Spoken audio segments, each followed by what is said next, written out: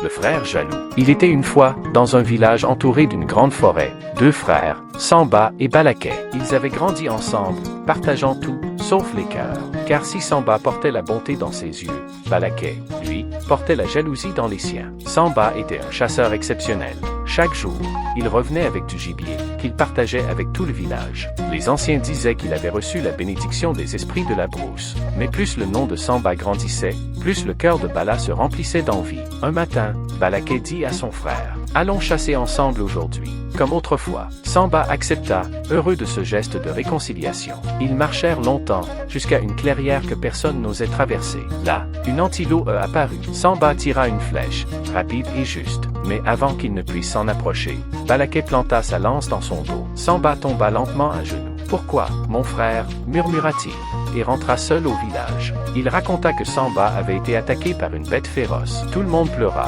puis on le félicita pour son courage. Pendant quelques jours, Balakai goûta à la gloire, chants, repas, respect. Mais les nuits devinrent lourdes. Chaque fois qu'il fermait les yeux, il voyait le visage de son frère.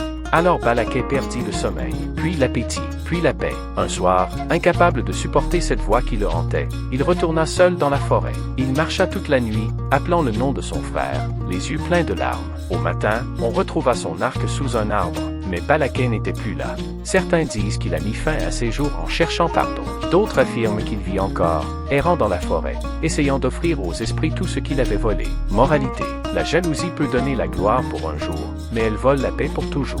Le cœur coupable est une forêt sans repos. Si l'histoire t'a touché, like, abonne-toi pour ne plus rater les épisodes suivants.